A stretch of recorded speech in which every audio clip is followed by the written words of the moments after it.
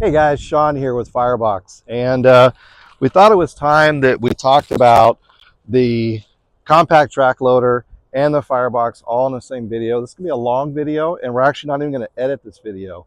I'm just gonna talk like you're standing here, and we're gonna go through this thing from top to bottom and discuss safety, maintenance, and how to use your Firebox. All right, so let's get started. So maintenance is one of the key things to safety in operating your CTL, your compact track loader. First of all, I want to highly suggest that you read all your owner's manuals of your CTL, contact your dealer and find out how do you operate your machine, how do you do all the little buttons and all the little things in there. Ask your dealer to show you how to really use your machine. So let's discuss maintenance. First of all, make sure that all your fluids are where they're supposed to be. It's critical that you have good level of hydraulic fluid, oil, DEF. If you're above 75 horsepower, you're probably going to have DEF. So make sure your DEF is full. Make sure your fuel is full. And here's another feature as far as safety wise with refilling your fuel. If you're refilling your fuel, and let's say you drip a bunch of fuel down the belly pan under the engine there, clean it up. You don't want to go on a fire or any sort of emergency and have any debris that's flammable around your machine. That brings me to the next maintenance issue that's a safety issue, is to ensure that your hydraulics, none of your hydraulics, inspect all your hydraulics and make sure you have no leaks. This is a big deal. And this story, probably one of the worst things I've ever heard related to a compact track loader. We heard of a gentleman that was mowing with a high flow machine. I won't say what brand it was, but he had a leaking hydraulic lines on his hoses, and unfortunately he started a fire. He tried to use the mower to put out the fire. The leaking hydraulics that were hot caught fire, and unfortunately this person panicked and he burned to death inside of his machine. So we're talking about, this is very serious. The reason it's really important for me is that everybody that's using the Firebox, whether you're using it in construction, you're using it in the mining industry, and especially using it in the fire industry, safety is the number one thing that we want to stress with Firebox. So the maintenance of your machine, no leaks, no hydraulic leaks, no fuel leaks, no oil leaks. Another thing to do is make sure you always grease your machine. There are multiple grease points on your machine. And I know it's a pain, but we recommend, I personally, if I'm out on a fire, and I've been on fires, quite a few fires with this unit and with the Firebox, every 8 hours, 7 to 8 hours, depending on my wear, how active I am, I'll go ahead and grease my machine completely, maybe 2 times a day. Another feature is your track tension. With this machine, you pop this out, you put in your grease gun, and you pump it, and it tightens it. So I make sure that when I go out every day, I'm checking the tension of my tracks. And that's another safety feature there. So let's talk about safety features on the inside of your machine. So one thing is, a lot of people don't know what are the evacuation points of a machine. If you are an emergency and you get stuck inside here, is there a way to get out of this machine? And with all track loaders, there is a way to exit your machine. It's basically in here there's a tab. You pull the tab, it pulls the seal around the window, and you can actually get out that window. That brings up another feature, another situation here. If you're a big guy, you're going on a fire and you cannot get out that evacuation window, you have no business being on a fire. So make sure as an employer, if you're putting employees or whoever is operating this machine and they're in a fire situation, they have to be able to get out of the evacuation emergency exit in any machine, any branded machine, and train them of how to get out of their machine. That muscle memory, that training, is real critical to the safety of operating these machines. Another thing with these machines is a lot of them have quick connect these little levers on the hinges to where you can, even if this arm is up and the door can't open, you can swing these levers and pop this glass off. So truly, it's important that you study and understand what are the safety exits for any brand of machine that you're using. There again, check with your dealer and read your instructions on your manuals on your machines. Another thing is when you are operating any implement, whether it's a firebox, a dozer blade, could be a mower, make sure that you always lower your boom down. Put it in the down position. Now here's something I do when I'm running a machine and I know I'm going to stop. I don't immediately turn off my machine. I lower this, I open my door, then I turn down my RPMs and I turn off my machine. I know that no matter what, this is down and my door is open before I turn that machine off. Now, why is that important? Well, let's say you're in an emergency situation and you're panicking and you think this is on fire or something's going on, an emergency, and first thing you do is turn off your machine. Well, you're stuck. Your machine really won't move. You're gonna have a hard time getting out of this thing. Now, there is another safety feature that all compact track loaders have, and that is a tab. And there again, go to your instruction manual, talk to your dealer. There's a tab that you pull if the machine stops and the booms are in the up position. You pull that tab, it releases the hydraulics, and the boom will lower all the way down if it has the ability to. I have had situations, for example, when I was doing some masticating around a boggy area and I actually got stuck. And my boom got stuck higher up and I couldn't open the door. I turned off the machine and I tried to release it, but my boom couldn't go down because it was stuck in the mud. I'm sure a lot of you guys know what I'm talking about. So I had to pull the glass and I had to climb out the back. So that's the safety and the maintenance features of your machine. Now, another thing I want to talk about in your machine, especially if you're going on fires, is the items that you're going to be required to have on your machine. So these are fire curtains. Firebox offers fire curtains for your compact track loader.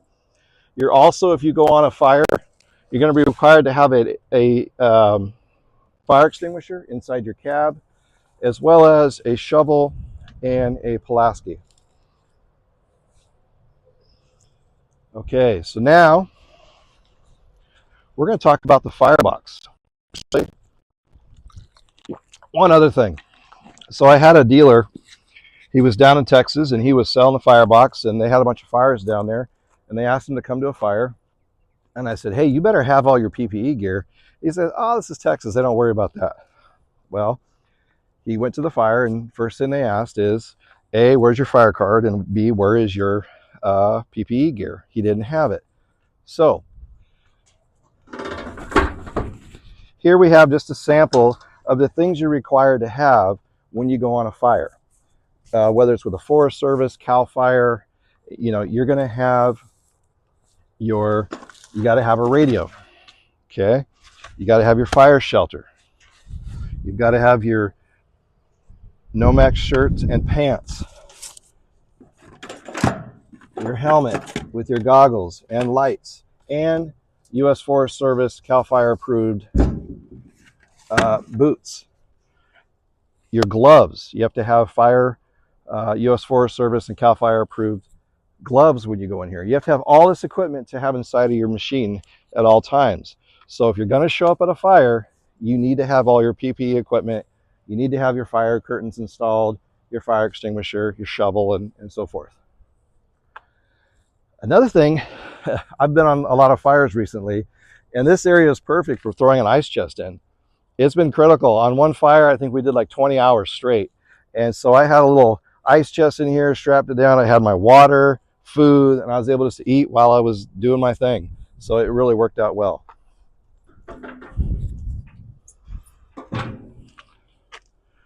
All right, so we're gonna now finally get to the Firebox.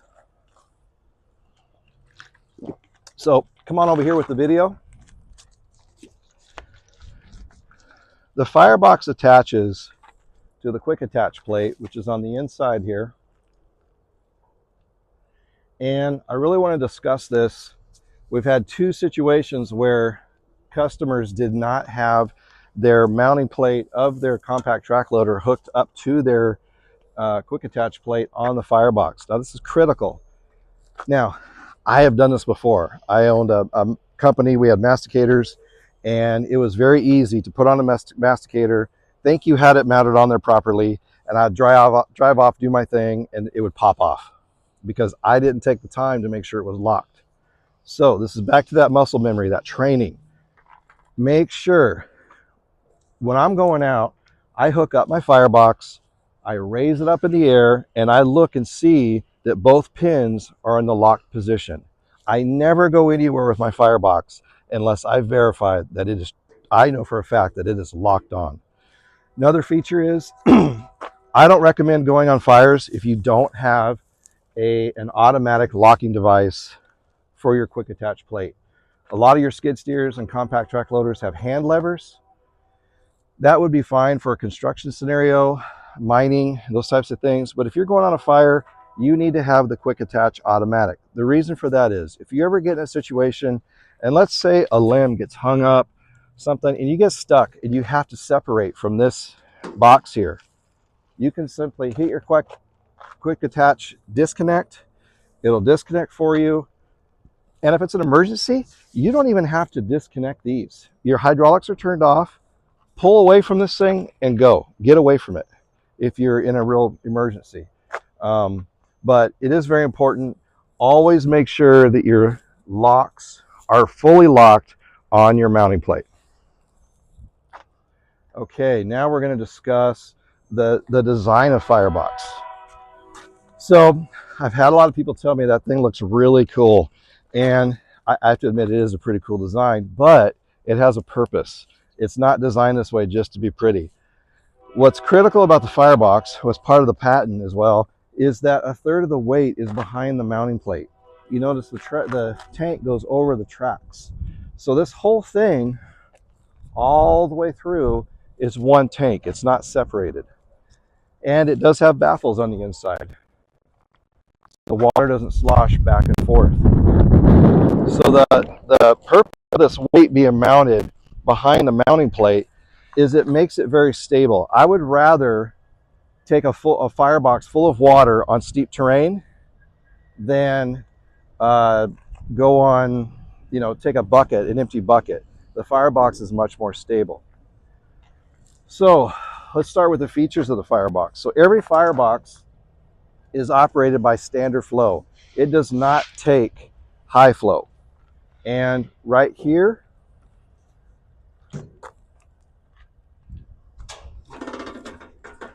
you're going to see we have here the hoses that go to your flow control, and those hoses go to your compact track loader.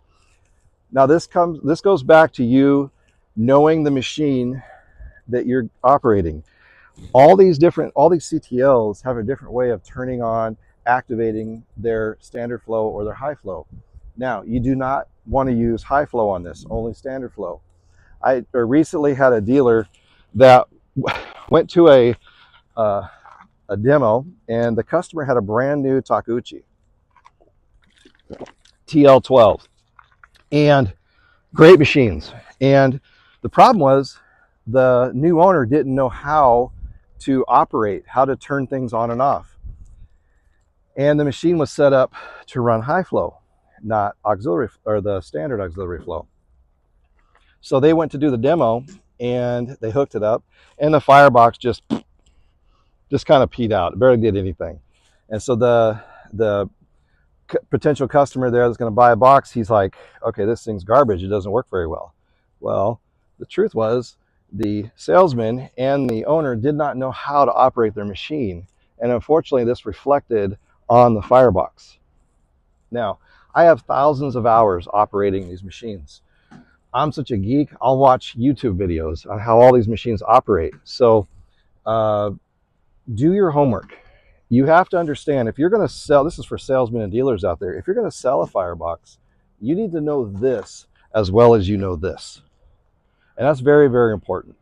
When I'm out meeting potential customers, doing demos, There's a sense of trust there because I know quite a bit about these. And of course I know about this, but the fact that I know the two of them together, there's a confidence there, and the person you're selling to or talking to is definitely going to see that. So do your homework on these machines. So this is your lines that go into your quick attach hydraulic fittings. Here is your flow control. Now, if you notice the flow control, the lever to change the flow is pointed in. The reason we did that is we didn't want to have the lever on the outside, that if somebody threw something in here, like a shovel handle, a McLeod, a chainsaw, they didn't hit that lever. So it's on purpose that we turn the lever around here. Now that flow control goes from 0 to 10. And right now we have it set on between 7 and 8. That's the real optimum flow. You can go all the way up to 10, but we really recommend between 7 and 8. Works very well. Now, another feature of this manifold is the new three-way valves that we added. And the three-way valves are added so that you can add tools to your Firebox. This tool happens to be called the hydro pump. The hydro pump right here is tied in. It's tied into your three-way valves. And if you're on let's say you're on a fire, they have things called snap tanks, fold-a tanks, soft tanks. They're just areas that have water that's set up at different locations, and those things are filled up by fire trucks, they're filled up by water trucks, they're even filled up remotely by a helicopter from a Bambi bucket. But they give you a water source when you're out on a fire, and so you can actually, if you don't have a water truck nearby or a fire truck nearby, you can roll up to one of those snap tanks and you can throw, or a stream, swimming pool, any body of water. You can take your hydro pump, pull it off the holder there, throw your pump in the water source. We provide you with a 2-inch line that hooks up to cam locks to there. Hook your line into here or dump it into here. You take these levers, they're here on your three-way valve, and you turn the levers down. When the levers are in the down position, that means you're sending all the hydraulic fluid to your hydro pump. You throw it in the water source, fill your Firebox up quickly, typically between 70, 80 seconds. When you're done, now I've made this mistake myself being on a fire. I throw everything back in here, put my hydro pump away, I get in the machine and I go to operate and I have no hydraulics. That's because I forgot to change my three-way valves. So you have to put your three-way valves back in their vertical position so that you now are sending the oil, the hydraulic fluid, back to your hydraulic pump that's located underneath this plate right here.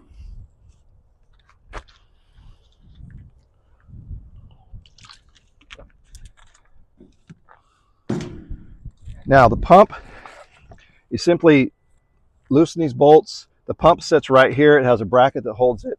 Everything, all the plumbing that comes to it is a quick attach, or I'm sorry, is a cam lock. And it's easy to pull that pump out. We do not use any fancy gaskets or sealants, just a simple silicone here, and you can put it back and you're back in business. Now, these pumps, they're amazing. They are robust. They have a stainless steel impeller, hydraulic main, hydraulic motor, I'm sorry, aluminum hydraulic block there. And then what's cool about that is you never lose prime with this pump. You can be in any kind of terrain, and if the water is low and it sloshes to one side of your tank, you know, if you're using a standard centrifugal pump, you lose prime, you're in trouble. You got to go through this whole rigmarole to get your pump to reprime. We didn't want that issue with Firebox, so you do not have to prime this. The pump sits down in there. As long as you have water in there, I mean, you can even run this pump for 24 hours dry. You're not going to hurt it. So no seals to hurt or anything like that. All right. Another feature on the Firebox is this tool tray area. The T5, the 500-gallon unit, does not have that, so we offer a toolbox that can be mounted to it. But the T3, with this tool area right here, you've got areas where you can tie downs. So if you want to throw an ice chest in here, you want to throw tools in here, you want to throw Fire hoses, you want to throw, I mean, just anything you can think of, chainsaws. You've got these tie downs here where you can ratchet stuff down so it's not bouncing around. In a fire scenario, you may not want the lid. You can even take the lid off and have open access to this at all times. Another feature in this area is the lift points. These lift points here, they were requested by a major utility company in California. They wanted to be able to lift the firebox with a helicopter, take it to a remote location, have a backup 4-stroke engine that could operate this, and in that way they would have optimum, they'd have 300 gallons ready to go where other equipment can't get to. So that's why we have these lift points. Another thing is our tool pockets right here. These are basically 2-inch hitch receivers. We currently have a brush guard that slides into these hitch receivers, kind of protects the front of it. But they're also going to do some other, we have some new products coming online. There'll be some vices that you can tie into here, and you have a vise so you have an area to work, put your tools in here. There's other things that we're going to be creating that are coming along, that are going to be coming soon, that utilize these tool areas right here. We actually have one customer, he made his own little flamethrower. He took a UTV style flamethrower and built him a little rack that slid in, goes right here, and it shoots fire out to the side. So when he's doing prescribed burns down in Florida, it's all mounted on the Firebox. So this gives you the ability to do lots of cool things you can add to the Firebox. Okay, so now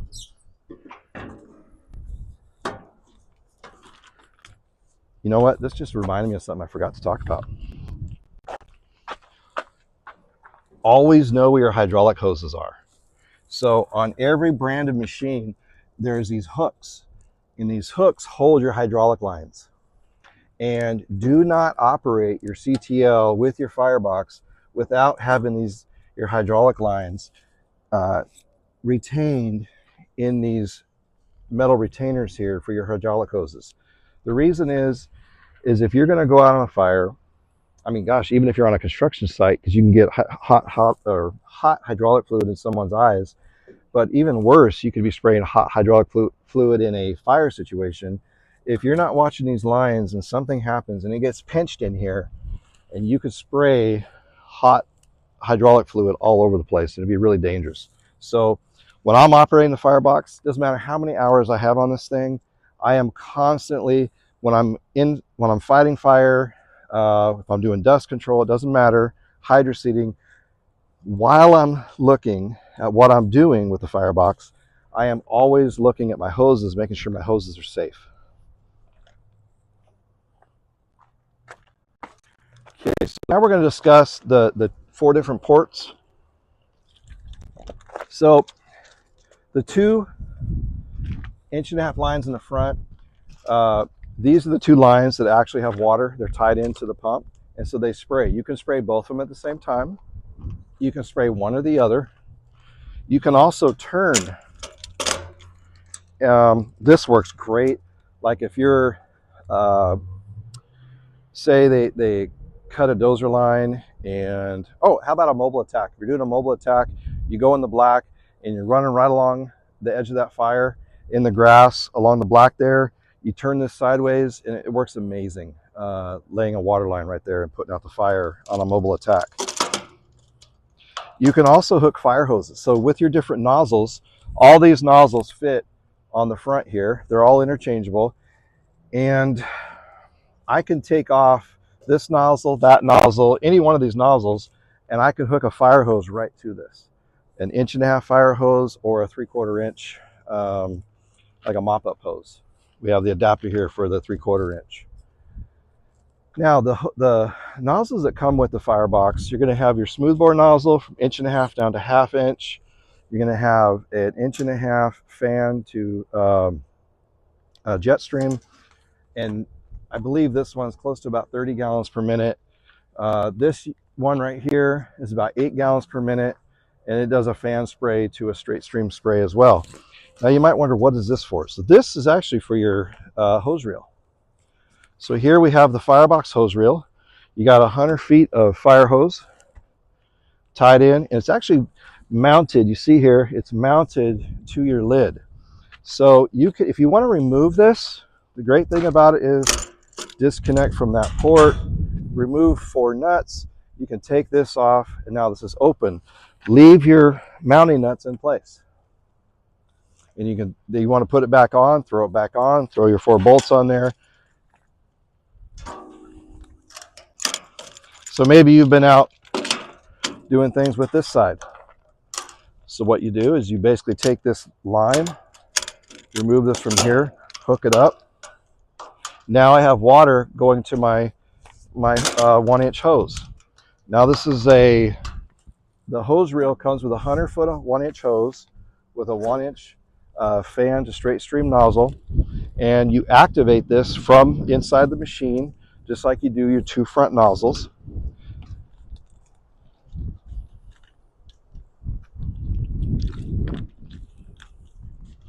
And these 2 areas back here, they do a couple of things. One is they're just a convenient way for you to store the different nozzles. You can move stuff back and forth, that way you're not losing stuff. Another thing is your hydro pump. Your hydro pump will screw right onto, take this off, take your nozzle off, screw up to the 1.5 NST or cam lock onto here, onto your male cam lock, and you can hook your hydro pump into that. You don't want to hook your hydro pump to your 2 front because that would be force of water back through your pump, which isn't good for it. So you want to do your filling with your hydro pump to your 2 rear lines. And that brings us to the next feature, which if you see here, fire, hydroseed, dust control. So we have a new feature on all the Firebox and Landbox products.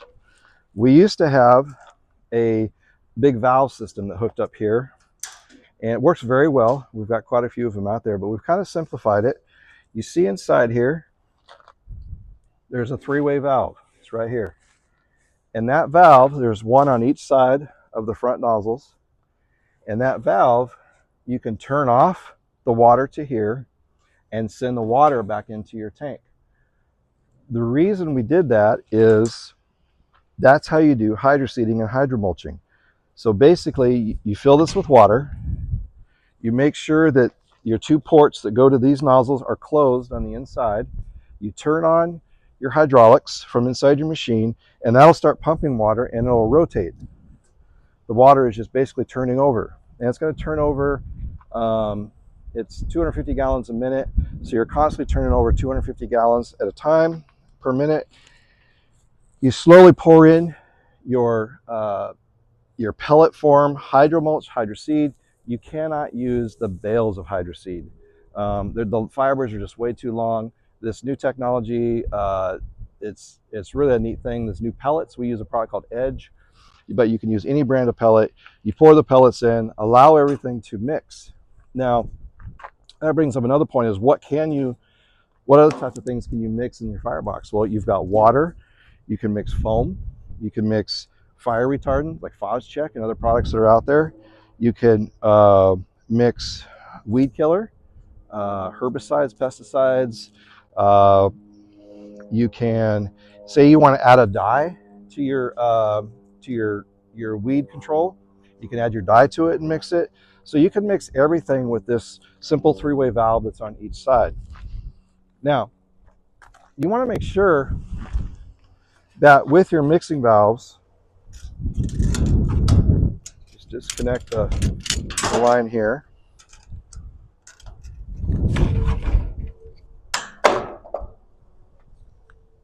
You want to make sure that when you're ready to go to work after you get done mixing everything, make sure you turn off the mixing part and you put the flow back to your front nozzles.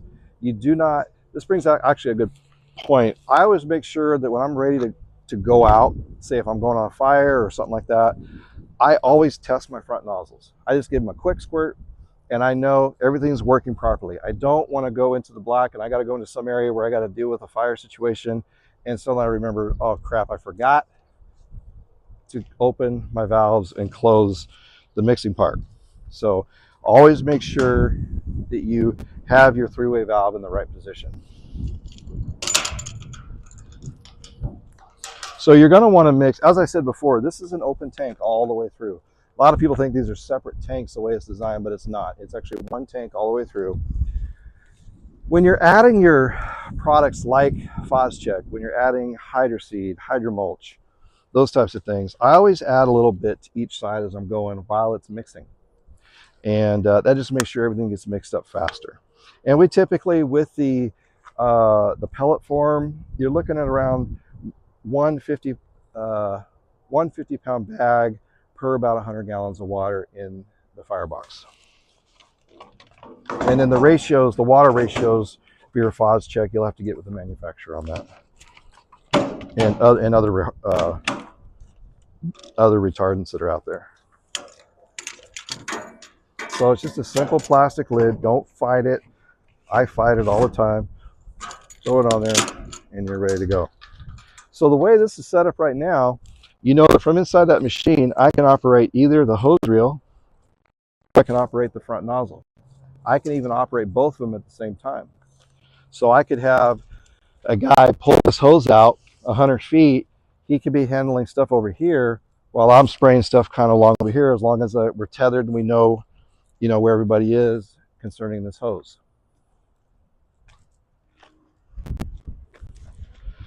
So another feature on the Firebox is the anti-slip. Forgive me for drinking water here. My mouth gets dry and I can't even talk, so it's got to keep hydrating here. But we spend a lot of times on these traction devices here. It's very important. You guys are going to have muddy feet, snowy, icy boots.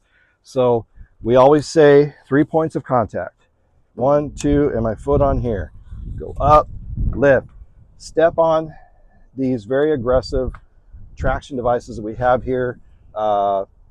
They work amazing. I wouldn't recommend sitting on them or putting a knee on them. They're going to hurt. But you open your door, come up here, step in here, step like this, and I'm right in. There again, keeping that 3 points of contact at all times, stepping off. So yeah, those things are awesome. All right, let's talk about another feature here. That's the dozer. And the dozer hooks to our pallet fork pockets. So you can move the Firebox with a forklift. You can come in from the back and there's a set of fork pockets there for you. But those fork pockets also serve as the holder for your dozer blade. And the dozer blade, it's amazing. You can push a lot of material. I've cut a lot of line with it, push trees and debris out of the way. You can push vehicles off the road. It really is strong. In fact, we had it tested and the engineer came back with a report. He basically said that we wanted to take it to a point of failure. And so first of all, we said, okay, if we had a slope at 45 degrees and the machine was moving at 8.8 miles per hour, and it has a pushing force of 11,500 pounds, which is the greatest pushing force of the current track loaders that are out there today. They'll actually break traction. They'll lose traction if they get more than 11,500 pounds. And if you catch the 1-inch corner, say on a stump or a rock, you're going to have a little deflection, about a 1/4 inch deflection, but it's going to go right back. So there currently is not a compact track loader that is under, say, 120 horsepower. That there are bigger machines out there that are coming on board, but they have more power, so yeah, they have greater pushing force. But with these, the smaller compact track loaders, there's not one out there that can actually cause the dozer to fail. Now, another feature on the dozer is you got a tie down here so that you can throw your chain in there and you can tie it down to your trailer when you're transporting it.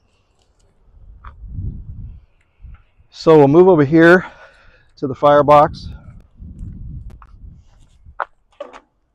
Put the lid back on. We'll see down here, there's 2 plugs. There's actually 3 plugs on the back here. There's 2 on this side and 1 on that side of the wing. And that 3-inch plug is on both sides, and you simply open that 3-inch plug, lift up your firebox, and you can drain it for winterizing. That clears out all the water in your firebox. But this feature right here is in a magnesium anode. It's about this long. It's sacrificial for cathodic protection. It's going to help the metal from corroding. It's actually going to corrode the magnesium rod so that it doesn't corrode the metal. And we do recommend that you change that once a year, every 2 years. You know, they're like $6 on Amazon. They're really easy to get. You can get them from us also, and we'll just ship one out to you. But they're really easy to change out. Let's see, what else do we have on the Firebox?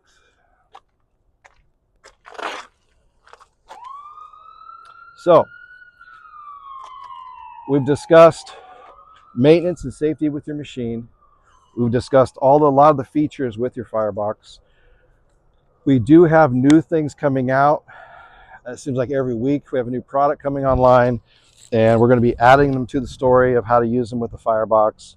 I think one of the greatest things for me, being the designer, the inventor of the product, is seeing how other people mock up and do their own thing with it. It's really cool to see them customize it and do what they want to do with it. So let's go back and review. Safety. Maintenance is safety on your machine. Safety, knowing where all your hoses are at all time, your hydraulic hoses. Knowing you have the right person operating your machine, the evacuation points, and then knowing all the functions of your Firebox. So thank you for, first of all, let me say thank you so much for your interest in Firebox. Thank you for your following Firebox, and for those of you that, it's been amazing. I mean, we've been selling these things as fast as we can make them. We're really excited, and so thank you to everybody, and we'll be back at you next time.